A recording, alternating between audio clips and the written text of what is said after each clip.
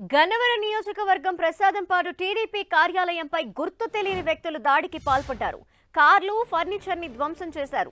ప్రసాదంపాడులోని TDP నేత సరసయ్య సొంత స్థలంలో తెలుగుదేశం పార్టీ కార్యాలయాన్ని ఏర్పాటు చేశారు. అయితే రాత్రి అక్కడ నియోజకవర్గం విస్తృత స్థాయి సమావేశాన్ని యార్లగడ్డ వెంకట్రావు నిర్వహించారు.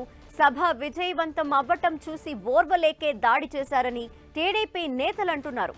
రాత్రి 3 గంటల సమయంలో బండరాళ్లతో, ఇనుపరాళ్లతో కార్లు, సామాగ్రి పగలగొట్టారని టీడీపీ నేతలు చెప్పారు.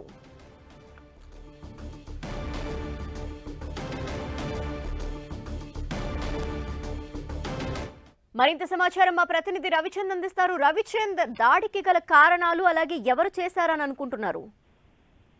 ధనలక్ష్మి, గన్నవరం నియోజకవర్గం ప్రసాదంపాడులో నిన్న రాత్రి టీడీపీ విస్తృత స్థాయి సమావేశం గన్నవరం నియోజకవర్గానికి సంబంధించి జరిగింది. దీనికి ఏదైతే మాజీ మంత్రులు కూడా హాజరయ్యారు, భారీ ఎత్తున చాలా గ్రాండ్ గా నిర్వహించారు.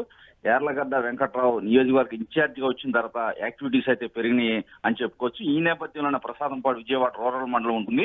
అక్కడ ఒక నరసయ్య అనే వ్యక్తి ప్రైవేటు స్థలాన్ని పార్టీకి ఇచ్చారు. ఆయన పార్టీ కార్యకర్తగా ఉన్నారు.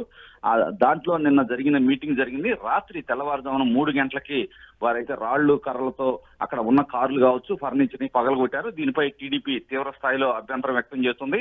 ఎందుకంటే గతంలో కూడా గన్నవరం నియోజకవర్గ టీడీపీ కార్యాలయాన్ని కూడా ధ్వంసం చేశారు. అప్పుడు పరిస్థితుల్లో చంద్రబాబు కూడా వెళ్లి దాన్ని విజిట్ చేశారు. కానీ ఈ రోజు విజయవాడ రూరల్ మండలంలో ప్రసాదంపాడులో కూడా ఇదే విధమైన దాడి చేస్తున్నారు. దీని అంతటికీ ఎమ్మెల్యే వల్లభనేని వంశీ కారణమని టీడీపీ ఆరోపిస్తుంది.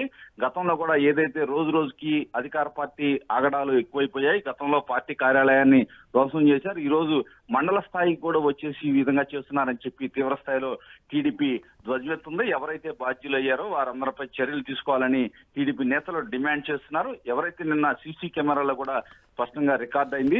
ఎవరైతే 2 వ్యక్తులు బైక్ మీద వచ్చారో అక్కడ రాళ్లు తీసుకుని దాడి చేసిన ఆ విజువల్స్ కూడా మనం చూస్తున్నాం. ఈ నేపథ్యంలో టీడీపీ కూడా కొంత అప్రమత్తమైంది. ఏదైతే ఈ నియోజకవర్గం మొత్తం కూడా సిటీలో కొంత ఒక మండలం, రూరల్ మండలం ఉంటుంది.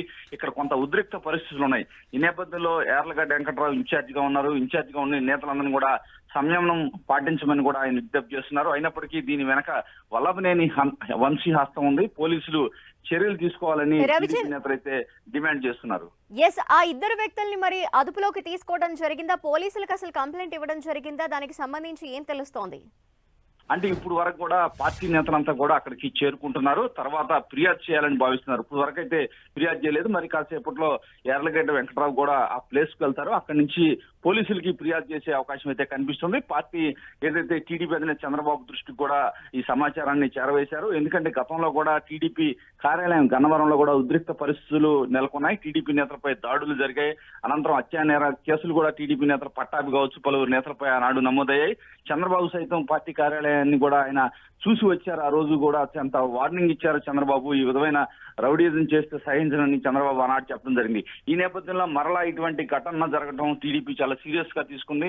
ఈ అంశాన్ని పార్టీ నేతలంతా కూడా చర్చిస్తున్నారు. అవసరమైతే కృష్ణా జిల్లా నేతలంతా ఇప్పుడు అక్కడికి వెళ్లి ఏదైతే పోలీసులు ఫిర్యాదు కావచ్చు, నిరసన ఏదైనా తెలిపే అవకాశం కనిపిస్తుంది. రవిచంద్, పార్టీ అధిష్టానానికి తెలిసిందా? చంద్రబాబు దాకా ఈ విషయం తెలిసిందా? ఆయన ఏమైనా రియాక్ట్ అయ్యారా ఇటువంటి దాడిపై? అంటే చంద్రబాబు దృష్టికి ఇప్పుడే కొద్దిసేపటి క్రితమే తీసుకెళ్లారు. ఆయన ఇంకా దీనిపై స్పందించలేదు. నేతలందరితో కూడా ఆయన మాట్లాడే అవకాశం అయితే కనిపిస్తుంది.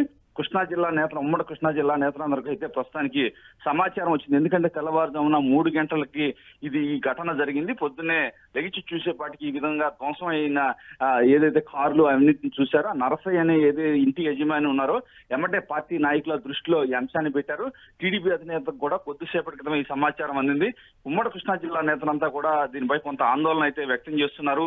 ఎన్నికలు సమీపిస్తున్న వేళ టీడీపీ నేతలను, కార్యకర్తలను భయభ్రాంతులకు గురి చేయడానికి ఇటువంటి దాడులు ఎమ్మెల్యే వంశీమోహన్ ఆధ్వర్యంలో జరుగుతున్నాయని చెప్పి టీడీపీ నేత అంతా మండిపడుతూ ఉన్నారు. ధనలక్ష్మి, రవిచంద్, ప్రస్తుతం అక్కడికి ఎవరెవరు రాబోతున్నారు? టీడీపీ నేతలు ఎవరెవరు వెళ్లి పోలీస్ కంప్లైంట్ ఇవ్వబోతున్నారు?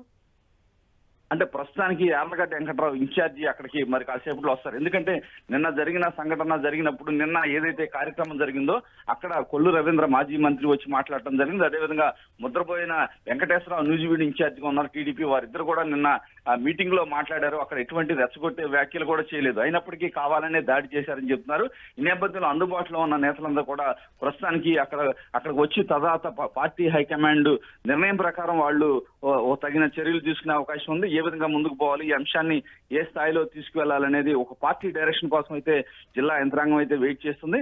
మరి కాసేపట్లో జిల్లా యంత్రాంగం అంతా కూడా అక్కడికి చేరుకునే అవకాశం ఉంది. Okay, thank you Ravichand.